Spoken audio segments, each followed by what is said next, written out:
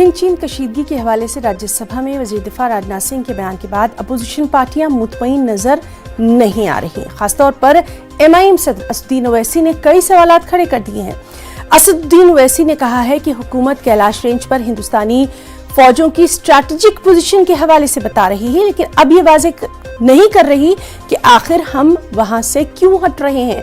इस हवाले से कुछ नहीं बताया गया है। पेंगोंग के सिलसिले में जवाब दिया जा रहा है, लेकिन दीपसांग के हवाले से कुछ नहीं कहा जा रहा। डिफेंस मिनिस्टर ये नहीं बता रहे हैं कि अप्रैल 2020 में जो पोजीशन था क्या वो स्टेटस को एंटी रेस्टोर हुआ नहीं हुआ। डिसएंगेजमेंट का मतलब क्या है। दूसरी बात, इस स्टेटमेंट में बात वाज़ेह नहीं हो रही कि भारत की फौज फिंगर 8 तक पेट्रोलिंग करती थी, अब वो कह रहे हैं कि फिंगर 4 पर जाएंगे।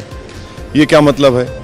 तीसरी बात यह है कि डेप्सांग, डेमचौक और गलवान के बारे में कुछ नहीं बता रहे हैं। सरकार हमेशा कहती रही है कि पूरे लद्दाख का बातचीत होगी। अब आप सिर्फ पोंगसोंग सू लेक का साउथ और नॉर्थ की बात कर रहे हैं।